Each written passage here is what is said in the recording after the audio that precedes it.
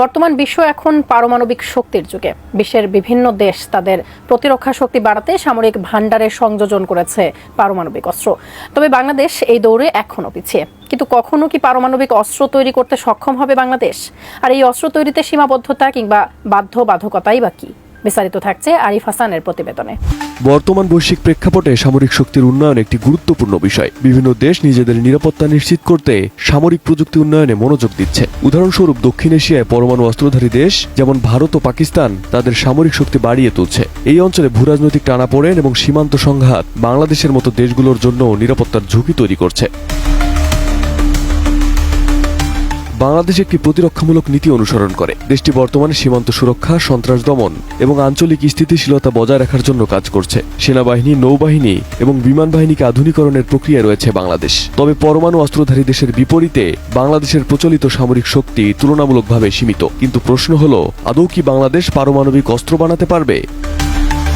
পরমাণু অস্ত্র তৈরির জন্য উন্নত গবেষণা এবং প্রযুক্তিগত অবকাঠামো প্রয়োজন। উচ্চমাত্রার সমৃদ্ধ ইউরেনিয়াম বা প্লুটোনিয়াম উৎপাদনের জন্য পরমাণু চুল্লি এবং পুনঃপ্রক্রিয়াকরণ প্রযুক্তি থাকা জরুরি। বর্তমানে বাংলাদেশ রূপপুর পারমাণবিক বিদ্যুৎ প্রকল্পের মাধ্যমে শান্তিপূর্ণ পরমাণু শক্তি ব্যবহার করছে। এটি অস্ত্র তৈরির উদ্দেশ্যে ব্যবহারের জন্য ডিজাইন করা হয়নি।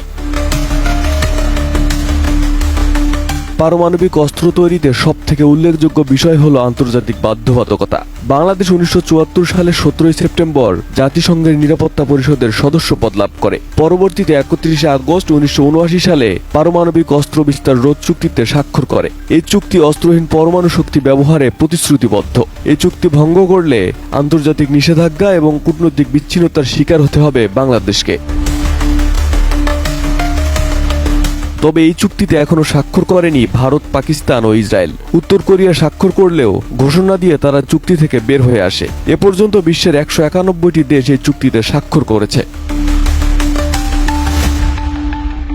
রয়েছে অর্থনৈতিক ও রাজনৈতিক চ্যালেঞ্জও। পরমাণু অস্ত্র তৈরির জন্য বিপুল অর্থ বিনিয়োগ প্রয়োজন। বাংলাদেশের মতো উন্নয়নশীল দেশগুলোর জন্য এই বিনিয়োগ অত্যন্ত চ্যালেঞ্জিং। পাশাপাশি পরমাণু অস্ত্র উন্নয়ন বৈশ্বিক কূটনৈতিক সম্পর্কের ক্ষেত্রে নেতিবাচক প্রভাব ফেলতে পারে। এছাড়া বাংলাদেশ সর্বদা শান্তিপূর্ণ সহাবস্থানের নীতি অনুসরণ করে। বঙ্গবন্ধু শেখ মুজিবুর রহমানের ঘোষিত পররাষ্ট্রনীতির মূল মন্ত্র ছিল সবার সাথে বন্ধুত্ব, কারো সাথে বৈরিতা নয়, যা আজও বাংলাদেশের পররাষ্ট্রনীতির ভিত্তি। এই নীতি অনুসারে পরমাণু অস্ত্র তৈরি বাংলাদেশের কৌশলগত লক্ষ্যগুলোর সঙ্গে সাংঘর্ষিক। কিন্তু পরমাণু অস্ত্র ব্যবহার না করেও বিকল্প সামরিক উন্নয়ন করা যেতে পারে। পরমাণু অস্ত্রের বিকল্প হিসেবে বাংলাদেশ আধুনিক প্রতিরক্ষা প্রযুক্তি, সাইবার নিরাপত্তা এবং আঞ্চলিক সহযোগিতা বাড়ানোর দিকে মনোযোগ দিতে পারে। আঞ্চলিক জোট এবং আন্তর্জাতিক মিত্রদের সঙ্গে সম্পর্ক জোরদার করেও বাংলাদেশের সামরিক নিরাপত্তা বাড়ানো সম্ভব।